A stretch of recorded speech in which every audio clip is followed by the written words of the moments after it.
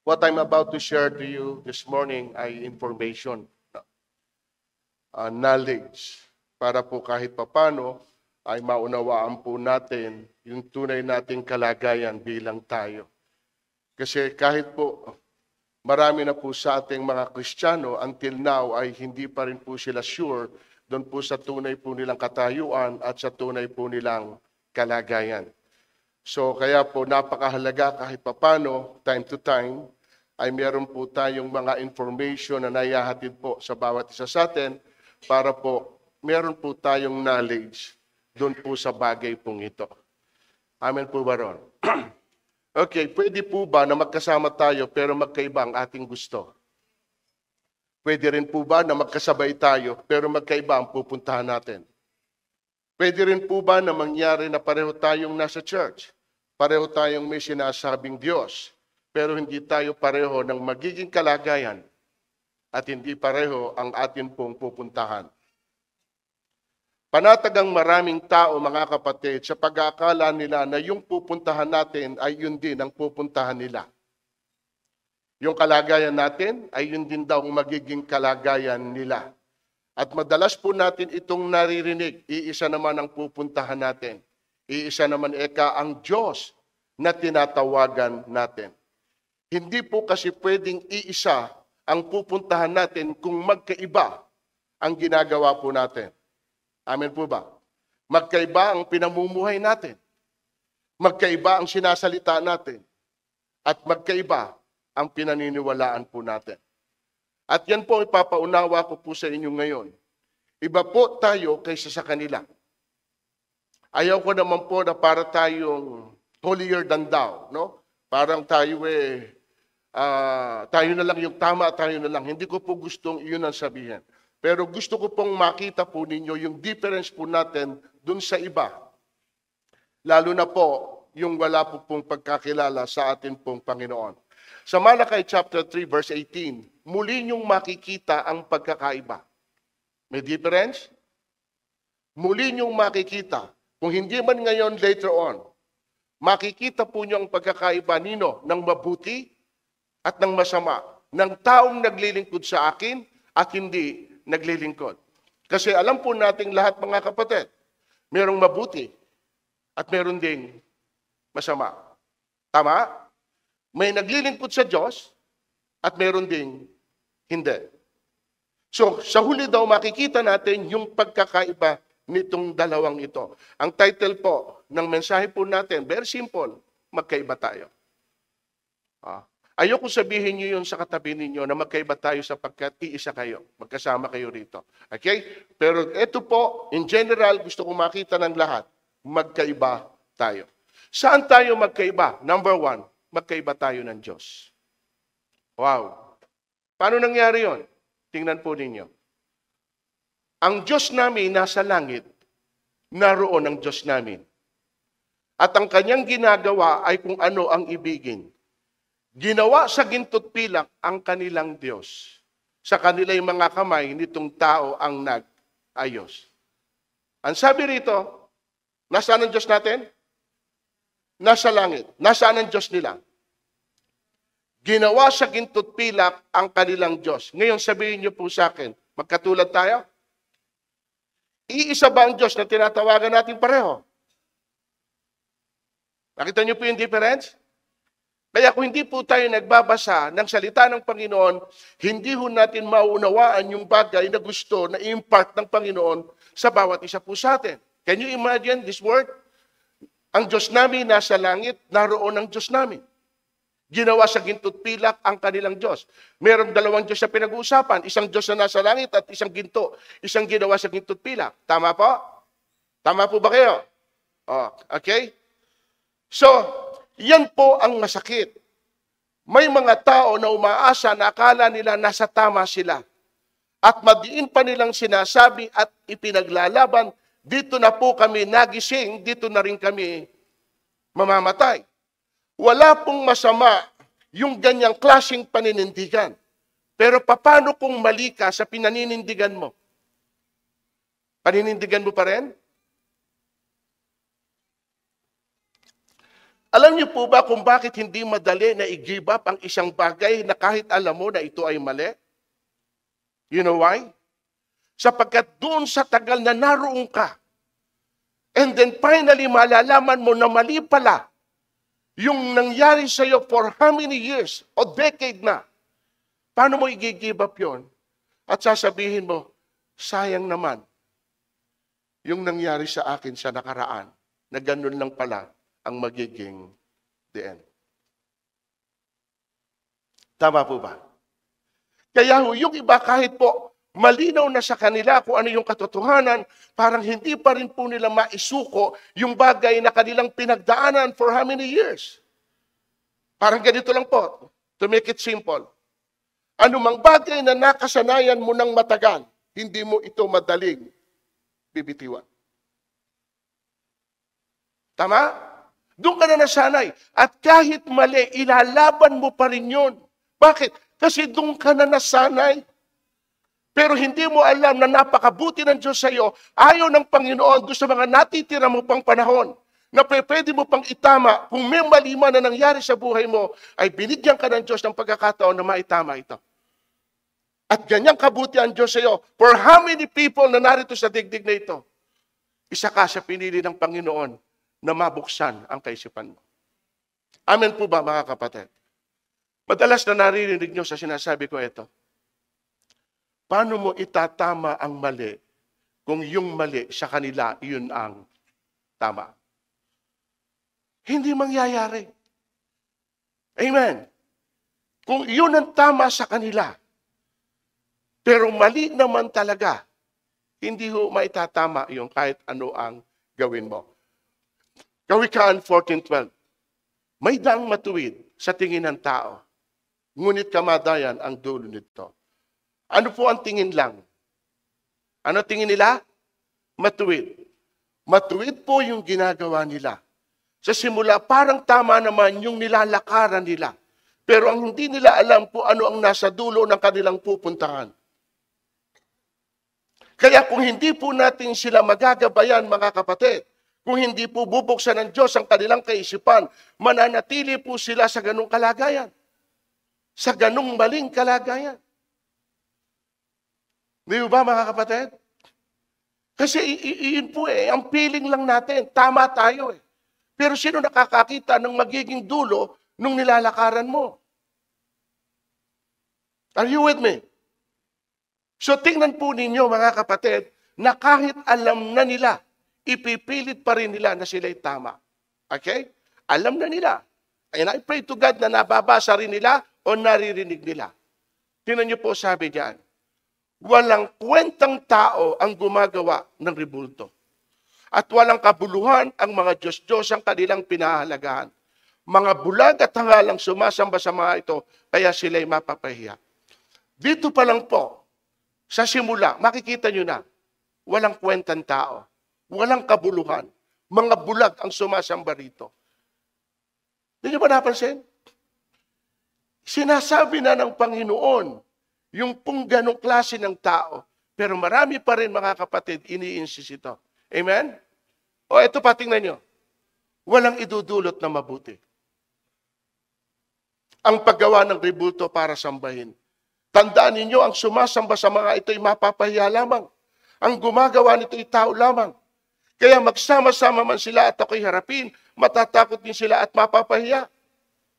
Okay? Ang natirang kahoy ay ginawa nga niyang Diyos na kanyang niluhuran at sinasamba. Dumadalangin siya sa rebulto, iligtas mo ako sapagkat ikaw ang aking. Can you imagine that? Ikaw ang pumutol ng kahoy, ikaw ang umukit ng kahoy, at nung ginawa mong parang Diyos, sinamba mo itong Diyos at niluhuran. Ginagamit mo ba ang isip mo sa bagay na iyong ginagawa? Sabi po sa verse 18, ang mga taong iyon ay mga mangmang at hindi inuunawa ang ginagawa. O ito na po yung word. Tinakpan nila ang kanilang mga mata. Sinarhan ng isipan saan? Hindi man lamang nila itinanong sa kanilang sarili kung hindi kaya karumal-dumal ang sumamba sa isang pirasong kahoy. Verse 20, ang gumagawa nito ay parang kumakain ng abo. Lubusan na siyang nailigaw ng kanyang maling at mahirap ng agree kayo? Agree kayo sa mga kakilala nyo? Nakita niyo yung word? Lubusan na siyang nailigaw saan? Sa maling paniniwala. So yung bang pinaniniwalaan niya, tama o hindi? Listen, ulitin ko. Lubusan na siyang nailigaw ng kanyang maling paniniwala. Yung paniniwala po ba niya, tama o hindi? Tama hindi? Hindi. Sabi roon, lubusan na siyang nailigaw. So mali yung kanyang paniniwala. Pero ano po yung ginajustify niya? Hindi ho natin sila pwedeng ituwid. Bakit? Hindi sila papayag na yung hawak nilang ribulto ay hindi Diyos. Pumayag? Ano gagawin nyo ngayon? Mga kapatid, ang linaw ng sinabi na salita ng Diyos, hindi ko lang po alam kung ito'y na-share sa kanila, naririnig nila, nababasa nila. Pero kahit alam nila, dito ang sabi, again, hindi sila papayag na hindi iyon ang Diyos. So tuluyan na silang nailigaw ng kanilang maling paniniwala. Kayo ang magsabi ngayon, mga kapatid, tama po ba yung pinaniniwalaan nila o mali? Naligaw na sila nito. O ngayon, kung iba ang Diyos na tinatawagan nila, paano mangyayari na katulad natin sila? Sige nga po. Kung iba ang Diyos na tinatawagan nila, iba yung Diyos na nakilala nila, paano mo ngayon sasabihin na magkamuka o magkatulad tayo? O eto po, very clear. Ang iba sa inyo, hindi ko alam kung sino tinutukoy dito. Pero meron po siyang tinutukoy.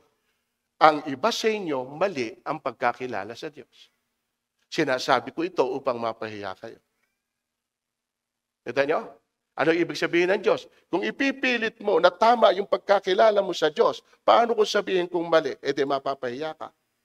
Kaya sinasabi ko na ito sa iyo straight para mapahiya ka at doon sa kahihiyan mo, pwede pang maitama kung mali ang pinaniniwalaan mo. Tama po ba? And I pray to God, hindi po ito maging offensive kang inuman. Kasi minsan pag ito pinag-uusapan, nakakasakit sa damdamin ng iba. Pero sinabi ko nga sa inyo, ito na po yung pagkakataon po ninyo ng Diyos para po sa atin na kahit papano, hindi po tayo mailigaw ng mga mali na nating nakagisna na naituro sa atin sa mga nakaraan.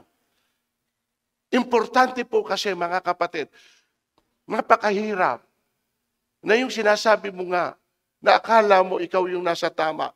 At the end of the day, pagdating po sa dulo, doon mo ngayon nalaman, mali pa lang lahat ng nangyari sa iyo. Paano? Di ba? Paano? So mali. Ngayon, sabihin po namin na sasabihin naman nila, isa naman ang Diyos na tinatawagan natin. Ipipilit nila. Hindi po mga kapatid, sapagkat meron din pong ibang Diyos. Would you agree with me na merong ibang Diyos? Sa palagay nyo lang, meron po bang ibang Diyos? O, tinan nyo, parang hindi kayo sure. So, ibig sabihin, the mere fact na hindi kayo makasagot, alanganin kayo, baka magkamali kayo sa sasabihin ninyo. Pero ang totoo, mga kapatid, kaya sinasabi ng Panginoon, meron po kasi silang tinatawag na ibang Diyos. Huwag kayong magkakaroon ng ibang Diyos, maliban sa akin. Meron bang ibang Diyos? Yan ang sabi ng Diyos Huwag kayong magkakaroon ng iba. Exodus 23. Exodus 34:14, huwag kayong sasamba sa ibang Diyos. Sapagkat akong si Yahweh ay Diyos na mapanibuguin, ang pangalan ko ay mapanibuguin. You get my point? May ibang Diyos. Paano ngayon kung tayo ay hindi po nakakilala sa Panginoon, sa tunay na Diyos? Paano ngayon natin sasabihin na yung palang sinasamba natin ay nandun tayo sa other side nito, yung tinatawag nilang ibang Diyos. Kasi the mere fact na ang pangalan ay Diyos, so i-claim natin, that's the real God. At hindi natin alam, it's different from the original God, the real God. Amen po. Kasi meron palang ibang Diyos eh. O ngayon ikaw, tanungin mo sarili mo, nasaan ka? Nasa totoong Diyos ka ba? O nandoon sa sinasabing ibang Diyos? Di ba? Are you with me, church? Oh, pinagagalitan ako ng bata. Kung may ibang Diyos, mga kapatid, listen, kinan nyo to. Very deceptive. Subtle po yung galaw, ha? Ewan ko kung aware kayo rito. Kung meron pong ibang Diyos, alam niyo ba? Meron din pong ibang ebanghelyo. You get me? Kung meron palang ibang Diyos, meron din palang ibang ebanghelyo. What do I mean by that? Meron din pong ibang gospel. Yung kine-claim natin that the Word of God is the gospel, there is a different gospel. At paano kung naipipreach sa inyo? Paano kung naituturo sa inyo yung different gospel? So kung yung different gospel ang nai-impart sa inyo, ang lalabas doon ay yung different God. Tama po. Tingnan nyo, may different gospel. Kaya nga sabi ko sa inyo, doon sa beginning statement ko, ang bibigay ko sa inyo, knowledge and information. Okay? Sabi po rito, ako'y namamangha na napakabilis niyong iniwan siya na tumawag sa inyo sa biyaya ni Kristo at bumaling kayo saan? Saan sila bumaling? Nakita niyo? There's another gospel. Ang tawag din nila ay gospel. At kung ikaw po ay hindi po hindi ka maalam sa maraming bagay, pag ginamit lang po yung word na gospel, ang iisipin mo, yun yung gospel na isineshare ng kahit na sino man. Okay po? At kung iba ang ebanghelyo na tinuturo nila sa inyo, paano mo malalaman yung tunay at totoo? Kaya tingnan niyo po ang word na ginamit po dito, mga kapatid, hindi ho kasi ganun kadali eh. Pero tingnan niyo po ang word na ginamit dito sa Galatia 1:6. Saan na ba yan? Galatia 1:8. Subalit kahit kami o isang anghel mula sa langit. Can you imagine that? Ang mangaral sa inyo ng ebanghelyo na iba sa aming ipinangaral sa inyo. Ano po ang Sabi ron, pakasumpain siya. Sino? Yung tao na nangangaral ng ibang ebanghelyo. Tingnan nyo, pwedeng mangyari kapag mali ang naituturo ng isang tao. Paano kung wala silang knowledge about that? At kung ano lang yung alam nila, yun lang yung ituturo po nila.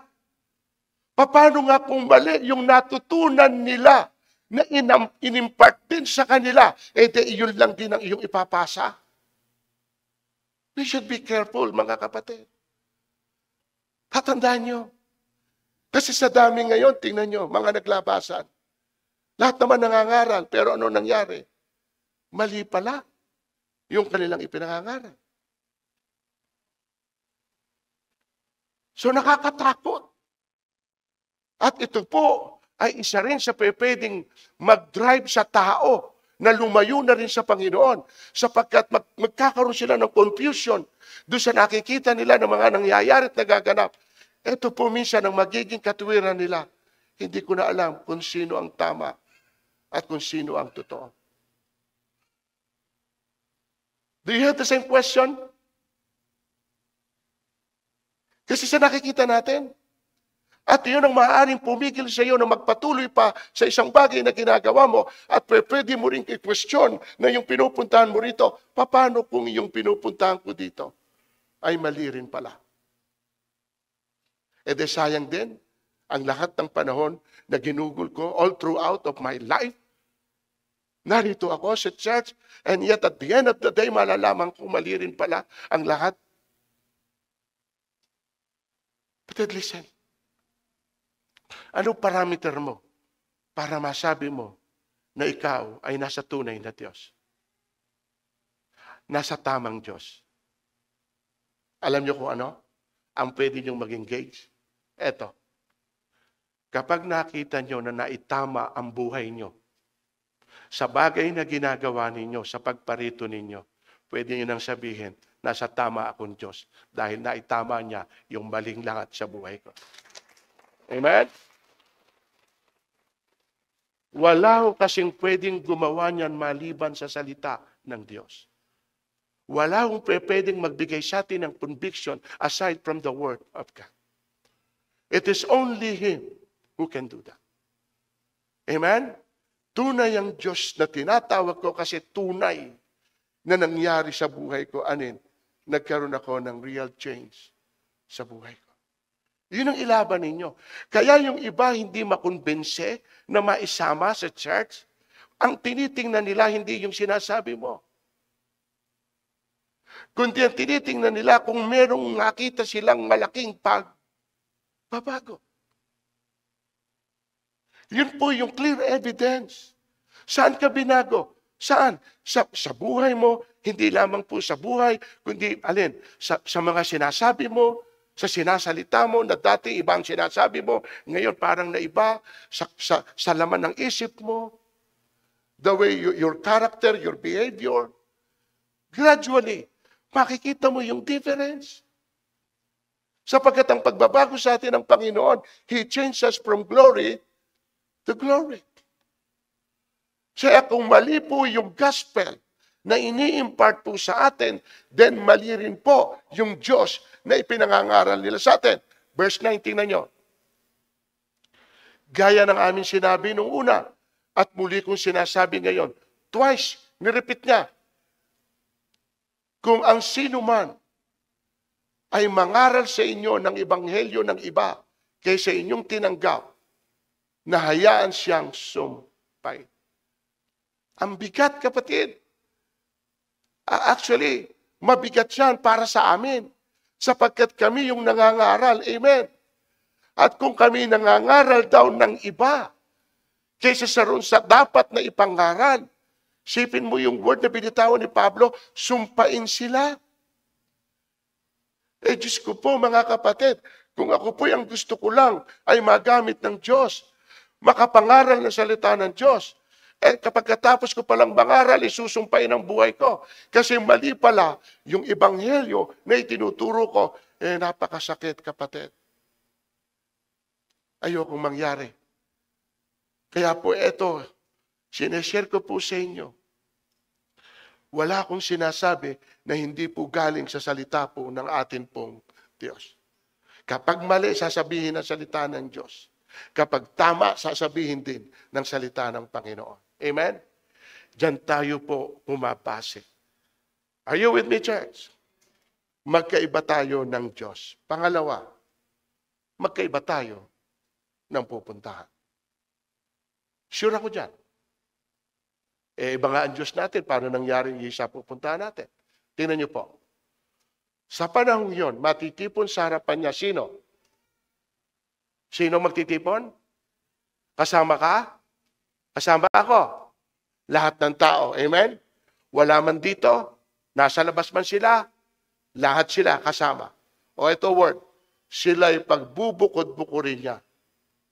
Tulad ng ginawa ng pastor sa mga tupa at mga kambing. Ilalagay niya sa kanyang kanan sino? At sa kaliwa ang mga, at sasabihin ng hari sa mga nasa kanan, halika kayo mga pinagpala ng aking ama, pumasok kayo at manirahan sa kahariang inihanda para sa inyo mula pa ng likain ang sanlibutan. Nasaan po yung nasa kanan? Pinapasok sa kaharian ng Diyos. Nasaan yung nasa kaliwa? Halika kayo. Di ba? Ang sabihin ng hari sa mga, sa kaliwa pala. At sasabihin niya sa mga nasa kaliwa, lumayo kayo sa akin. Kayo'y na inihanda para sa dyablo at sa kanyang mga, pero tayo na pupuntahan. Kita niyo na. Kaya nga dito mga kapatid, dito pa lang, eto na po yung desisyon. Hindi tayo pwedeng magdesisyon kung kailan pinikit mo na ang iyong mata. Wala na pong pagbabago doon. Kaya ngayon pa lang, sinasabi na sa atin ng Panginoon, itinuturo na sa atin, you have to decide, choose. Which one? Left or? Di ba? So, hindi tayo pareho ng pupuntahan. O, eto pa isa, tinan nyo. Ganyan din ang mangyayari sa katapusan ng daigdig. Darating ang mga anghel at ihiwalay ang mga makasalanan saan? At ihahagis ang mga makasalanan sa maningas na pugon. At doon mananangis sila at magangalit ang kanilang ihiwalay ang banal saan? O eto tayo, kaya nga tayo naririto eh. Di ba? Tayo yung makasalanan na kaya tayo lumalapit sa Panginoon sapagkat gusto po natin ng kabanalan. Amen? Hindi natin sinasabing banal na tayo agad. Pero at least kahit papano, sapagkat totoo lang, on our own, we don't have our own righteousness, right? To be honest, there is no one righteous, not even one. Do you know that? Romans chapter 3, verse 10. No one is righteous, not even one. So, where is our righteousness then? Sa Isaiah, kapag binasa po ninyo, mga kapatid, 56, kung hindi po ako mali, our righteousness is like a filthy rags. Referring to our righteousness. Ang atin daw katuwiran na tulad lamang ng maruming basahan. At doon sa binanggit kong una, there is no one righteous, not even one. So ngayon, paano tayo pwedeng maging banal?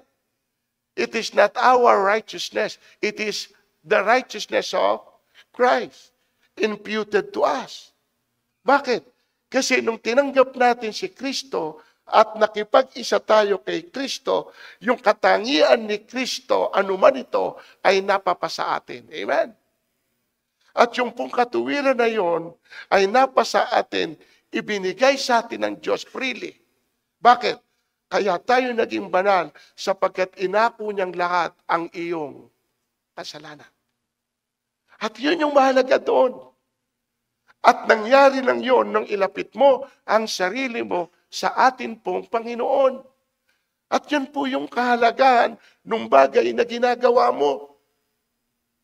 Akala mo lang mga kapatid, yung pagparito mo ay pumupunta ka lang to perform your duty and obligation being Christian. No. Kaya ka pumupunta rito mga kapatid, number one, because you need God. Amen? You need God in your life. At alam mo rin na Lord, may mga bagay na on my own, hindi ko kayang gawin. Pero kaya nga ako pumaparito sa iyo sapagkat gusto ko na ikaw ang gumawa ng bagay sa sarili ko na hindi ko kayang gawin. You get my point? Huwag kayong mag-alala. Meron po akong, baka po probably by first week na October, that is our message. The importance of fellowship. Actually, nagpili po ako kung iyon nga i-share ko sa inyo ngayon o ito. Okay? Pero makikita po ninyo yung kahalagahan po noon. Let's go on. So ano po? Ito tingnan nyo. Lucas 16:22. Namatay ang pulubi. Referring to Lazaro, dinala ng mga anghel sa piling ni Abraham. Saan dinala? Okay. Namatay rin ang mayaman. Ano sinabi? Okay. Ngayon sabihin niyo sa akin, bakit hindi parehas ng word? Namatay ang pulubi, dinala sa piling ni Abraham. Sana kung isang pupuntahan, sinabi rin niya, namatay rin ang mayaman at dinala sa piling ni Abraham. Ba't hindi po ganun ang sinabi? Ba't hindi po ganun? Sapagkat magkaiba ang kanilang pinuntahan. Saan po natin i-determine na ito? Verse 26, higit sa lahat, inilagay sa pagitan natin ng isang malaking bangin upang ang narin ay hindi makaparian. At ang nariyan, nakita nyo kapatid, malinaw na ipinaabot sa atin ng Panginoon. Once, Hebrew 9:27, isang sabi ron, itinakda sa tao ang mamatay, and after that, judgment. So meaning, kung saan po kayo dinala nung kayo'y mamatay, wala na pong retrieval. Hindi na po kayo pwedeng alisin dun sa destination where you are in pagka tayo po ay namatay. Bakit? Dahil daw yung nandoon, hindi pwedeng makaparide. Again, choice pa rin ito. Saan mo gusto? Ito masakit, mga kapatid. Listen, kaya nga sabi ko sa inyo, as much as possible, what if, tinan mo to, ito narinig ninyo ngayon, pero hindi narinig nung bakanting upuan na nasa tabi nyo ngayon. Tama? Kasi dati may nakaupo dyan eh. And it so happen, wala sila ngayon. At kung wala ko silang pagkaunawa patungkol dito, hindi naman natin pwede pang ulitin ito. Dahil kapag inulit ko, mananawa na kayo. Abay naman si Bishop naman, narinig na namin, inulit na naman. Hindi na pwedeng mangyari. Ang masakit, paano nga kung wala ka rito at hindi mo narinig yung mensahe na dapat palang siyang magkukorek sa mali na nasa isip mo, na nasa buhay mo. So hindi ngayon magkakaroon ka ng pagbabago. Bakit? So mananatili ka ngayon na atin lang, pero wala hong nabago sapagkat yung dapat na mabago sa iyo ngayon ay hindi mo narinig. Hebrew 10:25. Huwag niyong kaligtaan ang pagdalo sa mga pagtitipon gaya ng ginagawa ng ilan, kundi palakasin niyo ang loob ng isa't isa. Yamang nalalapit na ang pagdating ng ating Panginoon. Huwag niyong kaligtaan. So, na-miss po ngayon nung mga katabi niyo. Sabihin mo nga dyan sa katabi mong upuan na walang laman, na-miss mo. Sabihin mo. Wala naman sasagot. Amen? Lalong hindi mo naman kakausapin yung upuan. Kasi pag nakita ka nung nasa likod, may tama rin ito. Amen? Andiyan pa ba kayo? So naglagay ng pagitan. And then another thing, tinan niyo po ito. Sa panahon yon, mayroong tinutukoy sa katapusan ng daigdig, diba? Titipunin sa harapan ng Diyos. Sa panahon yon, matitipon sa harap niyang lahat ng tao. Again, sila'y pagbubukod-bukurin tulad ng ginawa ng pastol, tupa, kambing. So again, naulit po ito, right? Ayan. Tanggalin na yan. Ayoko kasi ng paulit-ulit. Tanggalin na yan. Ito ngayon yung pangatlo. Ayan. Magkaiba tayo ng... Kita nyo? Ano yung una? Magkaiba tayo ng Diyos. Pangalawa? Magkaiba tayo ng pupuntahan. Pangatlo? Magkaiba tayo ng kalagayan. Kita nyo? Ito, tinan nyo po. Mabubuhay ang marami sa mga namatay sa lahat ng panig ng daigdig. Ang iba'y saan? At ang iba'y saan? Kita nyo kapatid? Ang iba sa buhay na walang hanggan. Ang iba sa kaparusahang walang hanggan. O nasa ang karyan? Nasa ang karyan? Ang lalakas ng loob. Ang lalakas ng loob na magsalita. Confident na confident. Amen? Hindi okay yun. I'm so happy to hear that. Amen? Dito to. At least alam mo kung saan ka pupunta. Amen? Importante yun. Hindi nyo yan maririnig sa labas. Walang ibang magtuturo sa inyo yan. Sapagkat yung po inaasahan, wala rin po kasi silang alam. Kaya nga dito po natin ito pinag-uusapan. Amen? Magkaiba ang ating magiging kalagayan. Ito po, tinan nyo, Lucas. Hawak niya ang kanyang kalaykay upang alisin ang dayami. Titipunin niya ang trigo sa kanyang kamalig. Ano magiging kalagayan ng ipa? Susunugin sa apoy na di. Kita nyo? Nasaan ka sa dalawa? Ikaw ba yung trigo o yung ipa? Tinan mo kay katabi mo, paypayan mo nga kapag nilipad, ipayan. Amen. Kapatid, may trigo at mayroon pong ipa. Eto, tinan nyo, eto pa. Etong magiging kalagayan natin. Boat ha? Boat. Pakikita ko sa inyo. 2 ways ha? at walang maaaring magbili o bumili. Maliban kanino?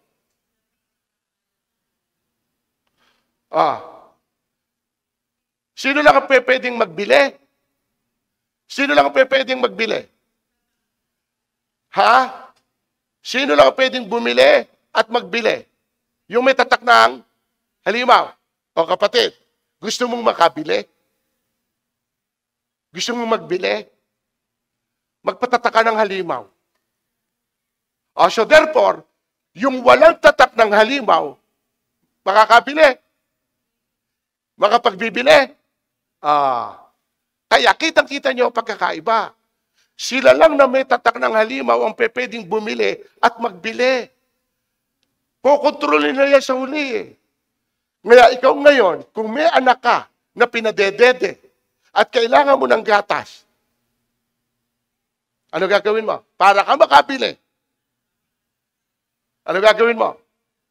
Kita nyo kapatid, nagpatatak sa halimaw dahil lamang sa isang lata ng gatas. Masisisi mo? Hindi. Hindi. Bakit? Buhay ng kanyang anak. Kaya sa huli, kapatid, makikita ninyo, sabi ng Panginoon, ang manatiling tapat hanggang wakas, ang siya lang maliligtas. Amen? Diyan na po itetest, mga kapatid, yung faith natin eh. Verse ito. Ito pa. Tingnan nyo. Pagkatapos, saan ba yan? Ayan, 13:8. 13:8. Tingnan nyo. Sasamba sa kanya ang lahat ng nabubuhay sa ibabaw ng lupa. Maliban sa taong ang pangalan ay nakasulat sa aklat ng... Okay. Sino po ang sasamba sa halimaw? Sila po ang sasamba sa halimaw. Tayo po na nakasulat ang pangalan sa aklat ng buhay, hindi. Amen? Mahalaga ba na ang pangalan mo nakasulat sa aklat ng buhay? Church, alam niyo ba na ang pangalan niyo, it's written in the book of life? Do you know that? There is two kinds of book. Information lang. May dalawa pong klase ng libro. Book na binabanggit dito. The Book of Remembrance and the Book of Life. The Book of Remembrance, yan po kung saan nakasulat ang lahat ng iyong ginawa. That is your diary. The Book of Life, kung saan po dyan nakasulat ang iyong pangalan. Make sure na nandoon ang iyong pangalan. Amen? Excuse me. Okay. Move on. So, ang sabi rito, hindi sasamba sa kanya yung hindi po nakasulat. 2014, basa.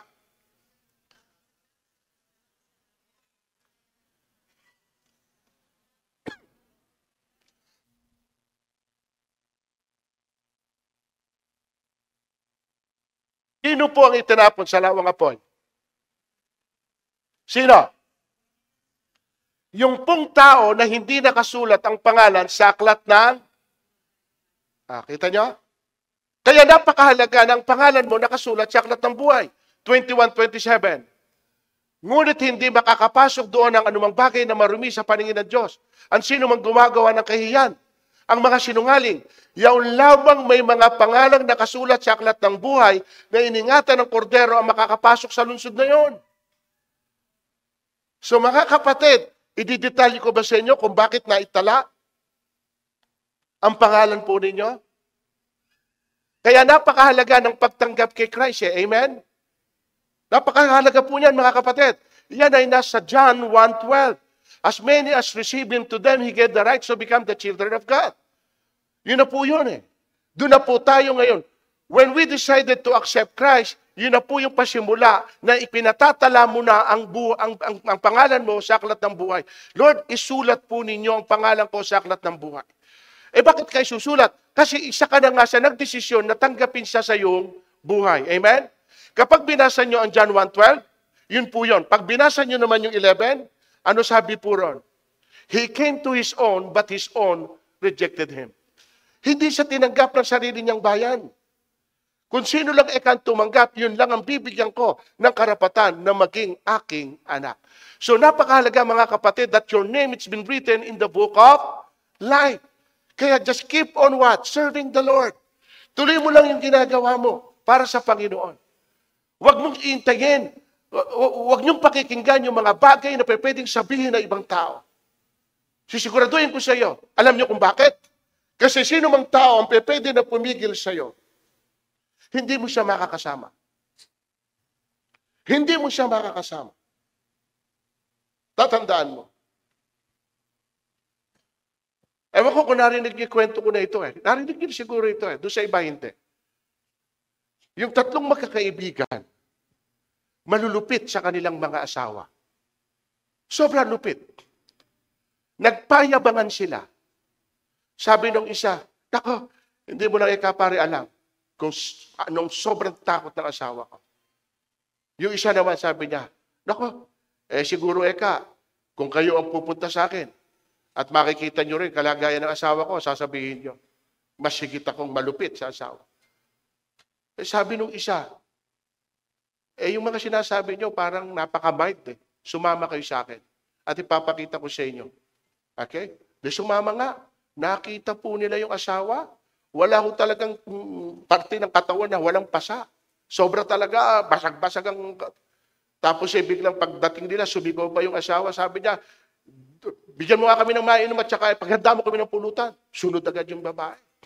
Sobra takot. Ngayon, finally, nakita na nung dalawang kaibigan, "Oo nga pare, masikit kang malupit sa asawa talaga kaysa sa amin." Galis ng dalawang kaibigan, ito sinabi po nung lalaki sa kanya asawa, "Bakit sa kabila ng ginagawa ko sa iyo, hindi mo ako iniiwan? Patuloy ka pa rin nandyan at ako'y pinagsisilbihan." Ano sabi niya? "Hanggang narito ako sa lupa, magsisilbi akong asawa mo dahil yan ang sinumpaan ko sa harapan ng Diyos. Sickness and health, poorer or richer." Sabi niya gano'n, "Paglilingkuran kita bilang asawa mo hanggang ako'y narito sa lupa.